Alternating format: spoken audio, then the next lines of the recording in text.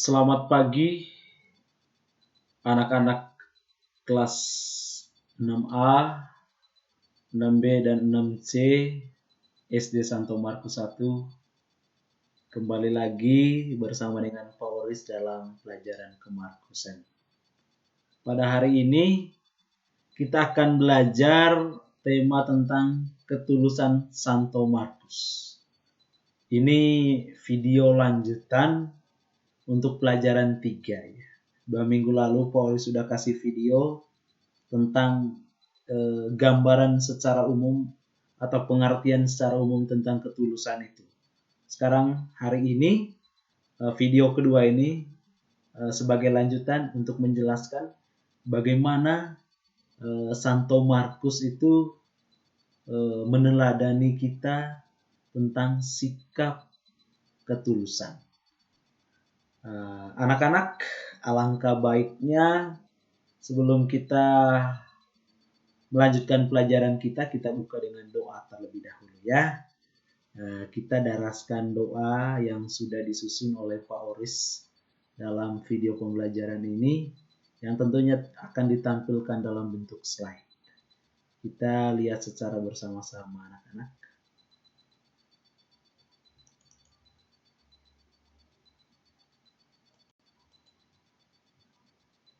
Baik, marilah kita siapkan hati kita untuk berdoa.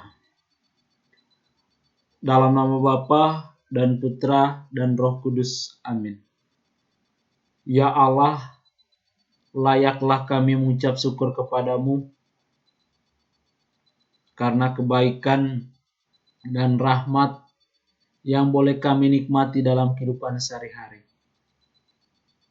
Engkau begitu berkuasa atas kehidupan kami, sehingga layakkanlah kami memohon kepadamu.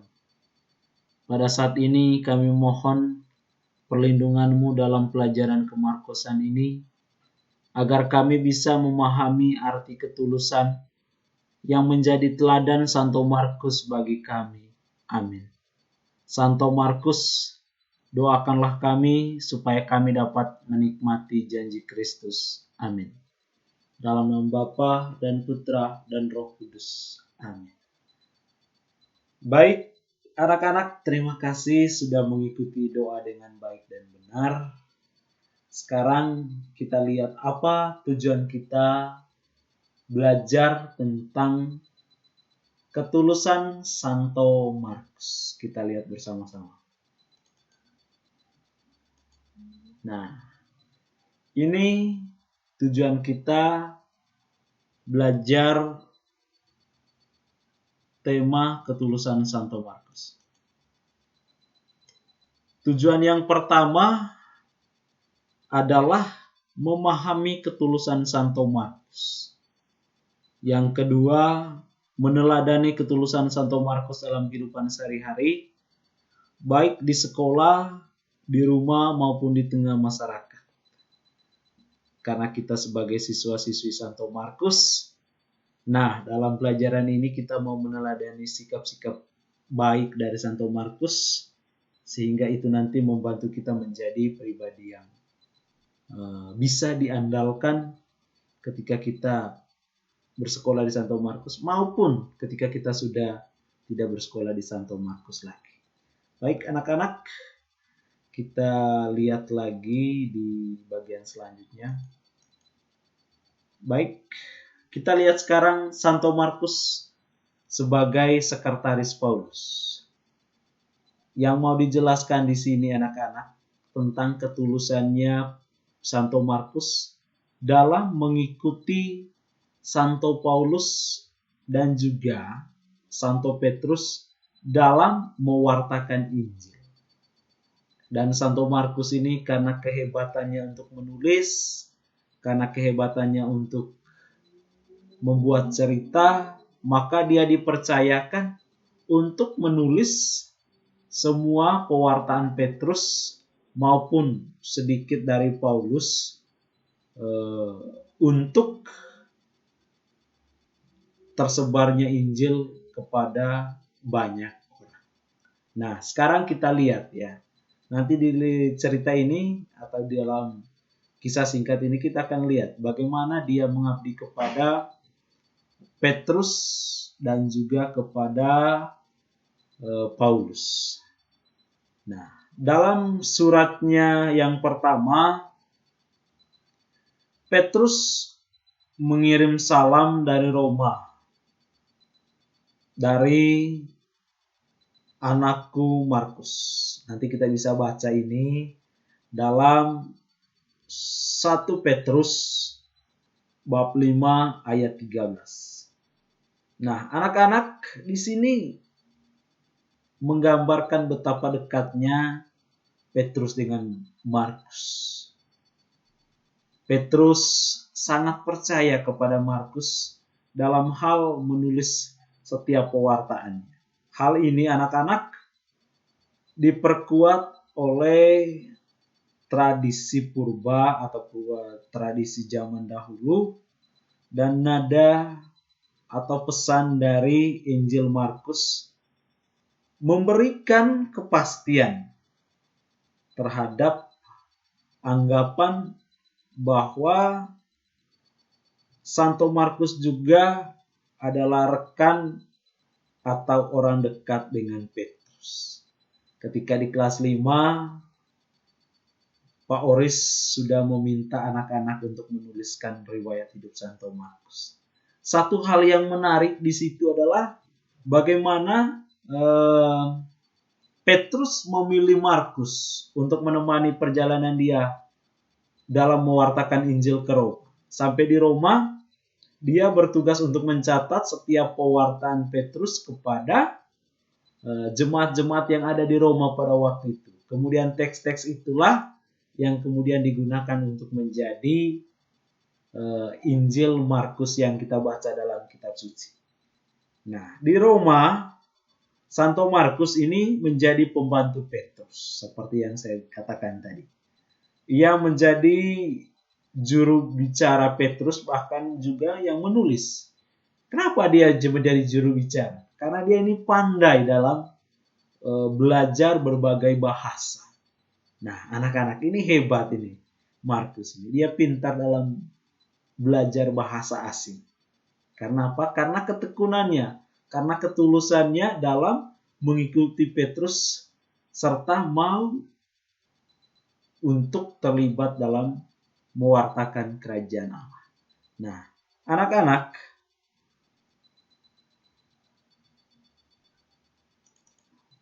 kita lihat lebih lanjut lagi. Santo Markus ini menulis setiap pewartaan Petrus kepada jemaat di Roma itu dengan sangat teliti. Bahkan setiap ucapan-ucapan Petrus dia menulisnya dengan baik. Di sini yang mau ditunjukkan oleh Markus adalah bagaimana dia menjadi total dalam pelayanan mewartakan kerajaan Allah, meskipun dia adalah hanya menemani Santo Petrus. Santo Petrus ini merupakan Rasul Yesus sendiri. Dia adalah ketua dari ke-12 Rasul Yesus. Nah, makanya setiap pewartaan Petrus tentu saja berdasarkan pengalaman Petrus hidup bersama dengan Yesus. Nah, dalam kisah selanjutnya anak-anak, ketika di kelas 5 Paulus sudah menjelaskan riwayat hidup tentang Santo Markus, di situ digambarkan tentang situasi di mana Santo Petrus dan Santo Paulus dibunuh oleh Kaisar Nero, Kaisar Romawi pada waktu itu ya. Tentu saja Markus yang masih tersisa pada waktu itu diberikan tanggung jawab untuk melanjutkan tugas pewartaan Injil Tuhan. Kemudian Markus ini berangkat ke Mesir yang waktu itu saya jelaskan, dan di sana ketika di Mesir dia disebut sebagai Hieronymus atau bapa para petapa di gurun pasir Mesir. Lama-kelamaan anak-anak dia diangkat menjadi uskup Alexandria dan mati dibunuh karena pewartaan atau imannya akan Kristus. Jenazahnya kemudian dibawa ke Venesia dan relikuinya disimpan di Basilika Santo Markus. Simbolnya sebagai pengarang Injil adalah singa yang sekarang menjadi lambang sekolah Santo Markus. Kamu tahu singa kan? Singa itu adalah raja gurun pasir yang diambil dari permulaan Injilnya yang menyinggung gurun pasir.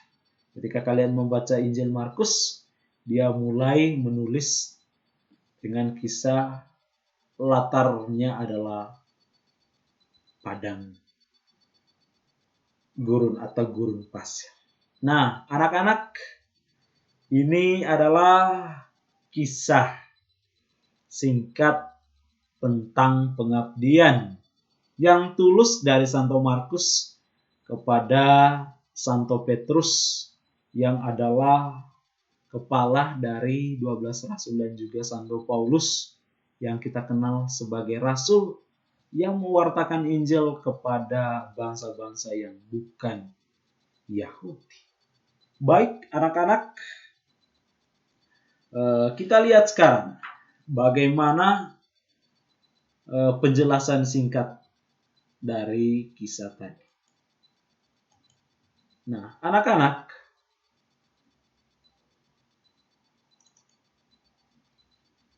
Markus menjadi sekretaris Paulus.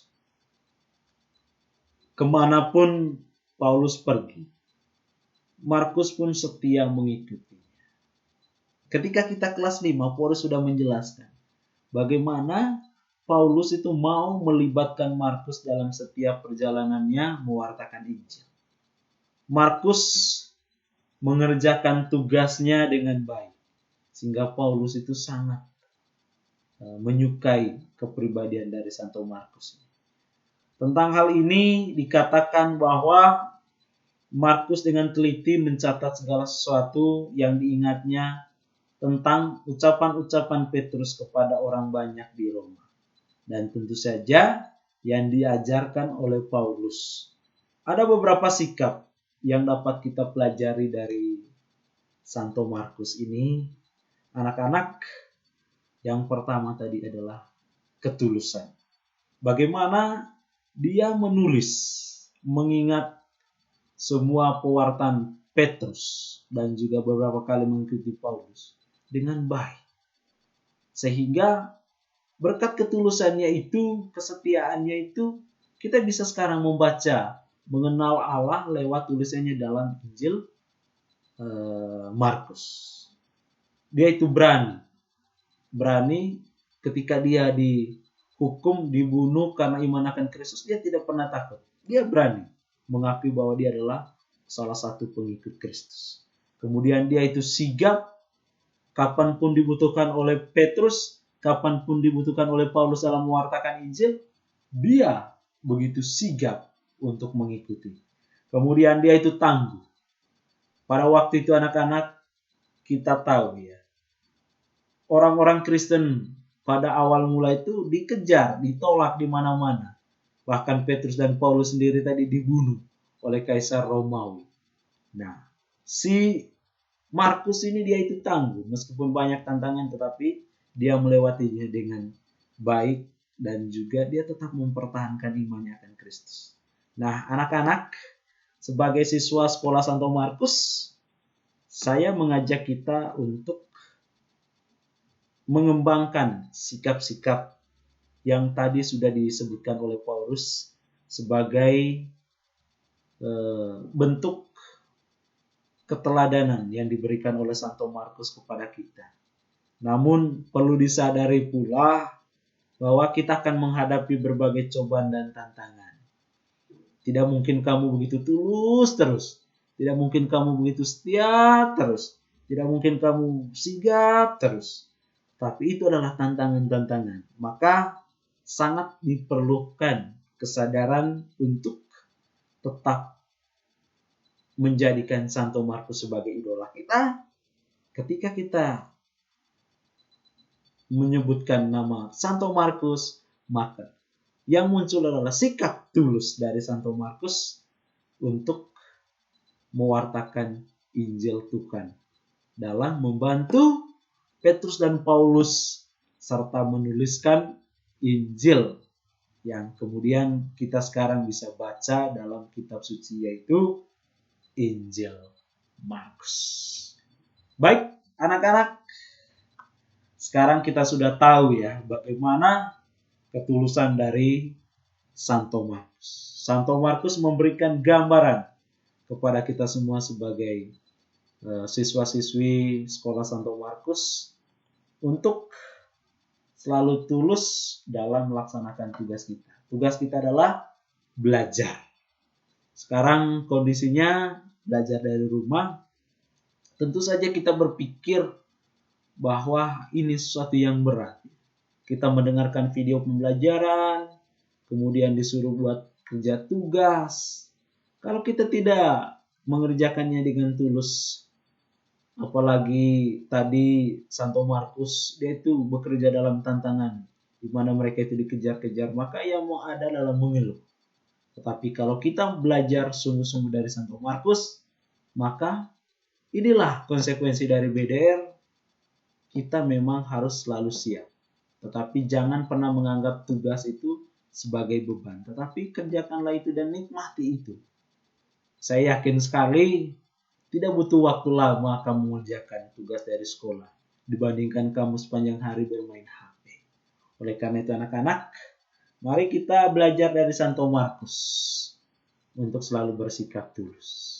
Saya yakin dan percaya dalam kehidupan sehari-hari, baik di rumah atau di sekolah, kalian sudah mempraktekkan sikap ketulusan ini. Oleh karena itu, pada bagian akhir ini, saya minta anak-anak untuk menuliskan di buku kemarkusan pengalaman ketulusan yang pernah kamu alami atau pernah kamu lakukan. Tulis, cukup 1 paragraf saja, gak usah banyak-banyak.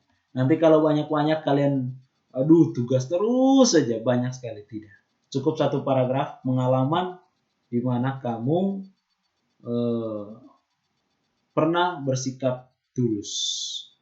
Lebih dari 1 paragraf juga boleh. Ini tidak dikumpulkan anak-anak, tapi nanti minggu depan kita Google Meet, kita akan bahas di pelajaran 3 dari awal, dan mohon mempersiapkan ya tugas ini dan juga yang menjawab pertanyaan cerita Cinderella yang 2 minggu lalu Boris jelaskan. Baik anak-anak, terima kasih. Sekarang kita tutup pelajaran kita dengan doa penutup.